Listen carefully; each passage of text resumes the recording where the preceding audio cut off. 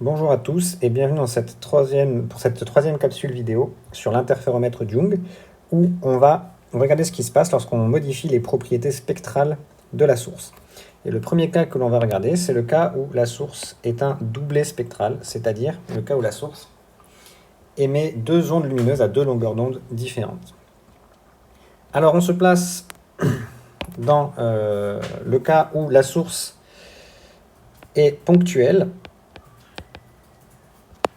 et située sur l'axe des Z, c'est-à-dire à égale distance des trous T1 et T2, c'est-à-dire la première situation que nous avons traitée dans le cours, et pour laquelle on connaît donc bien la figure d'interférence pour une onde monochromatique obtenue sur l'écran. Alors ici, on va considérer que l'onde est un doublet, c'est-à-dire que si l'on regarde son spectre, il est comme suit. Dans la lumière émise par la source Hertz, on va observer une onde lumineuse monochromatique à une longueur d'onde lambda 1 et une deuxième onde monochromatique à une longueur d'onde lambda 2. C'est la définition d'un doublet. C'est-à-dire qu'il faut considérer ici que la source S, c'est la superposition de deux sources. Une source ponctuelle monochromatique qui émet une onde lumineuse caractérisée par la longueur d'onde lambda 1 et une source ponctuelle monochromatique qui émet une onde lumineuse caractérisée par la longueur d'onde lambda 2. Ces deux ondes émises aux deux longueurs d'onde sont évidemment incohérentes, puisqu'elles n'ont pas la même pulsation. Et donc, sur l'écran, ce qu'on va observer, c'est la superposition des deux figures d'interférence dues à la source A lambda 1 et à la source A lambda 2. C'est-à-dire que l'éclairement en un point M de l'écran, ce sera l'éclairement obtenu s'il n'y avait que l'onde émise avec la longueur d'onde lambda 1, plus l'éclairement s'il n'y avait que l'onde émise avec la longueur d'onde lambda 2. Voici ici ce qu'on aurait donc sur l'écran si on avait une source monochromatique à une longueur d'onde lambda 1. On obtient les franges rectilignes et régulièrement espacées avec l'interfrange lambda 1 d sur NA. Maintenant, si je considère donc une deuxième source avec une longueur d'onde un petit peu plus grande, lambda 2, la figure d'interférence que l'on obtiendrait est présentée ici à l'écran. C'est la même figure d'interférence, mais avec un interfrange un petit peu plus large. Voilà. Et ce qu'on peut voir déjà sur ces deux figures d'interférence, c'est qu'il y a ici des zones où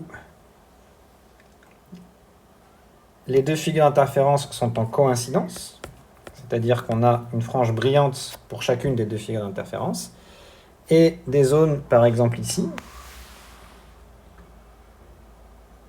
où les deux figures sont en anti-coïncidence. Alors évidemment, à l'écran, on n'a pas deux écrans où on observe séparément les deux figures d'interférence, elles sont superposées, ces deux figures d'interférence, puisque les sources sont superposées. Alors allons-y, j'attrape la deuxième figure d'interférence et je vais la superposer à la première. Et donc sur l'écran, voici ce que l'on observe. On voit que dans les zones où les deux figures d'interférence générées par l'onde à lambda 1 et par l'onde à lambda 2 étaient en coïncidence, et bien sur l'écran, on observe une figure d'interférence lumineuse et contrastée. En revanche, dans les zones où les deux figures d'interférence sont en anti-coïncidence, on observe un brouillage. Voilà, donc on va mettre des conditions un petit peu plus précises sur cette succession de brouillage et de zones de bon contraste obtenues sur l'écran, sur cette figure que vous avez dans le polycopier, qui est une simulation réalisée par un collègue, M. Thibierge.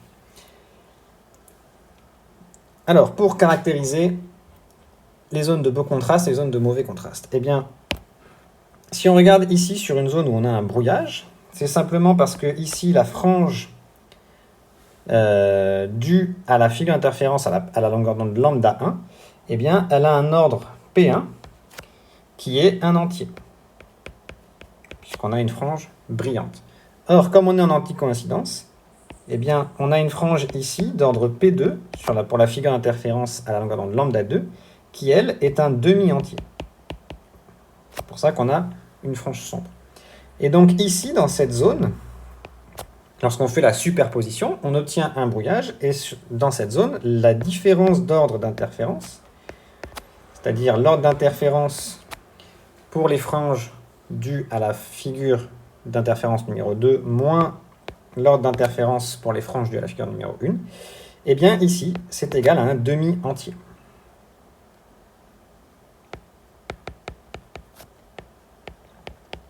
Donc dans les zones où on a une différence d'ordre d'interférence qui est demi-entière, on a des brouillages. Et dans les zones contrastées, quelles sont les conditions que l'on a? Eh bien, l'ordre d'interférence pour la figure 1, ce sont des ordres d'interférence entiers, puisqu'on a une frange brillante. Et pour la figure d'interférence 2, on a un ordre d'interférence P2 qui est aussi un entier, puisqu'on a une frange brillante.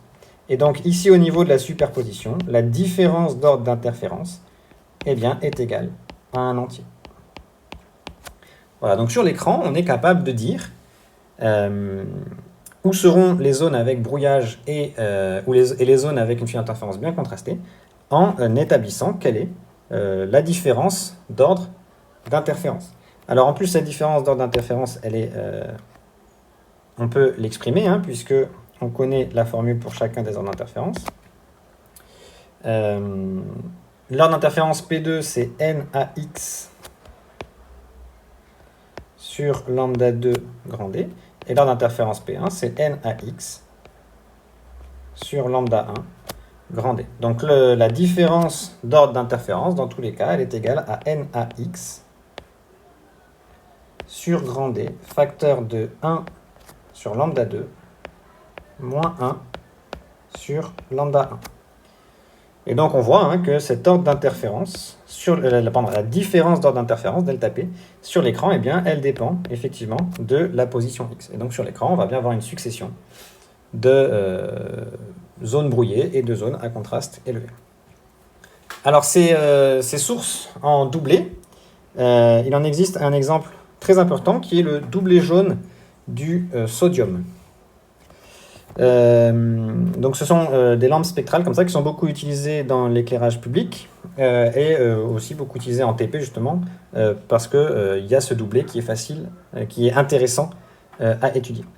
Et donc cette lampe en fait émet seulement principalement deux ondes lumineuses, une à lambda 1 qui vaut 589 nanomètres et une autre onde lumineuse à lambda 2 qui vaut 589,6 nanomètres.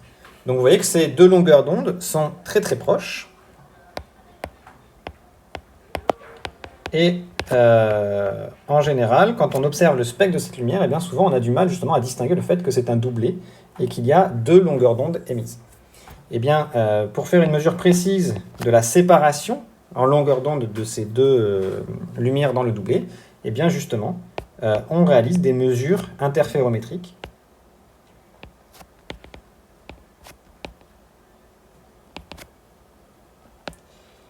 C'est-à-dire qu'on va utiliser un interféromètre comme un interféromètre Young et mesurer précisément les intervalles qu'il y a entre les zones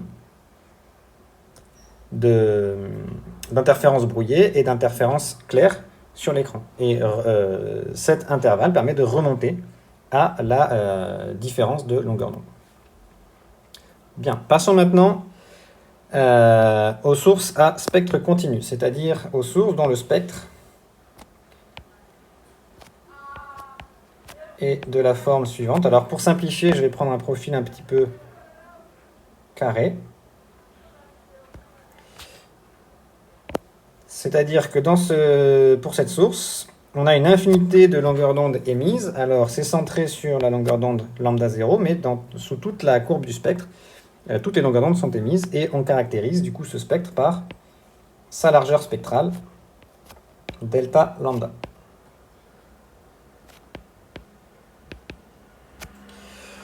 Voilà, et donc toutes les longueurs d'onde entre lambda 0, entre lambda 1 et lambda m, où lambda m c'est la longueur d'onde maximale caractéristique des ondes émises, qui vaut lambda 0 plus delta lambda sur 2, eh bien toutes les ondes ici sont émises par la source.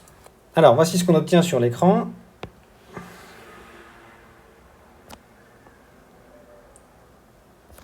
Lorsque la source est monochromatique, donc une seule longueur d'onde émise par la source, à la longueur d'onde lambda 0.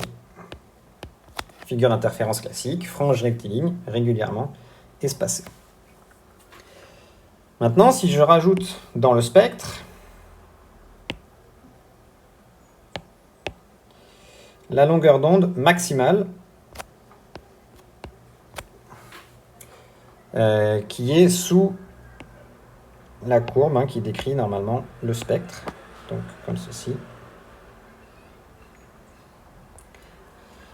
Alors, je rajoute sur l'écran, je superpose la figure d'interférence due par l'onde lumineuse qui a la longueur d'onde lambda m.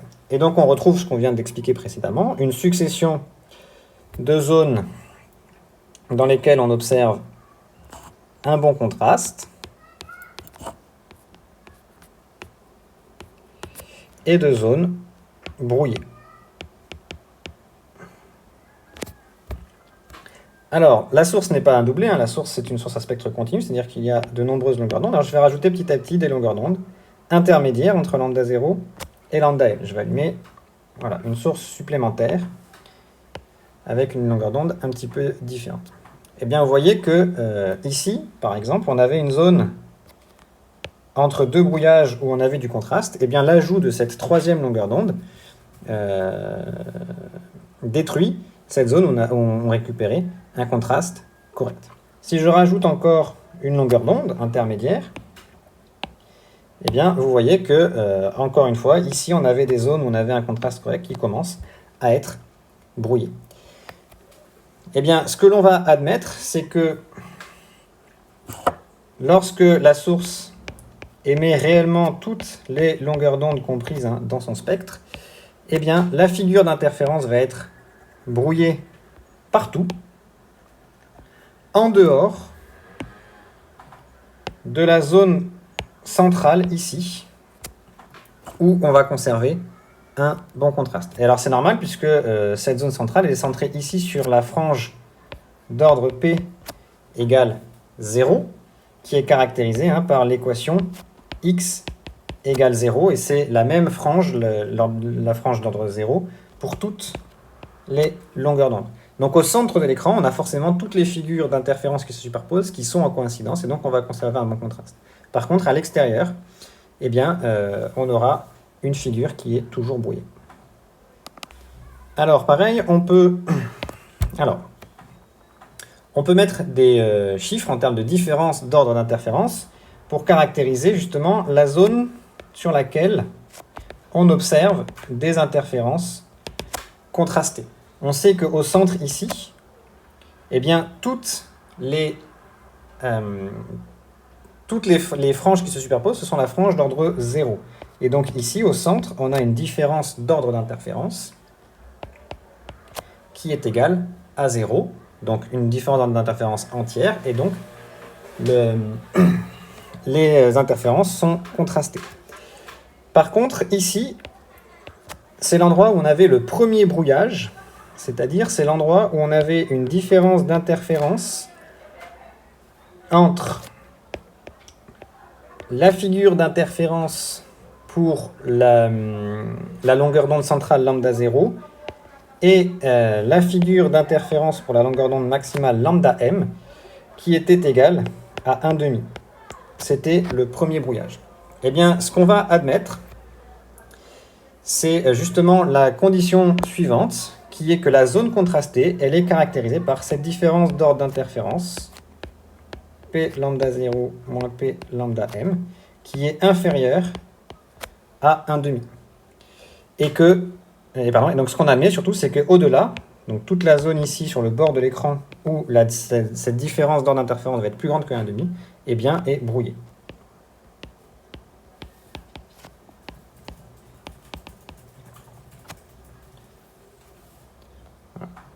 Alors pour rappel, cette différence d'ordre d'interférence, elle dépend de la position du point M sur l'écran et elle s'exprime comme NAX sur grand D, facteur de 1 sur lambda 0 moins 1 sur lambda M.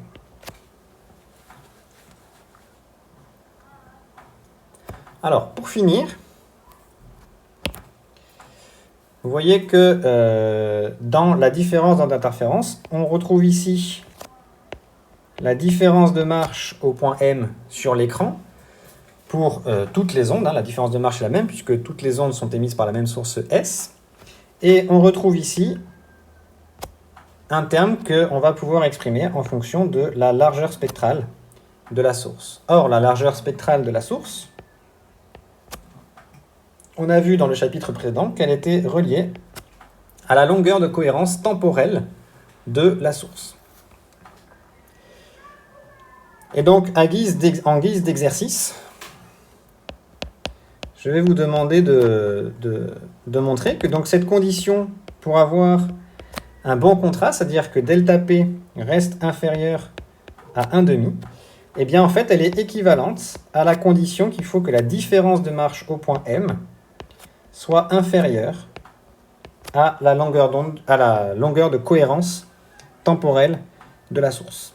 D'accord ? Et cette condition, on l'avait déjà aussi expliqué au chapitre 17, c'est la condition qui dit que pour qu'on puisse effectivement observer des interférences, il faut que les deux ondes issues de T1 et T2 soient issues d'un même train d'onde, qui est le cas avec la source S, mais qu'il fallait en plus qu'au point M, de ces deux trains d'onde issus du même train d'onde, ce soient les mêmes paquets d'ondes qui interfèrent entre eux. Donc je vous laisse chercher ça en exercice et on le corrigera ensemble plus tard. À bientôt.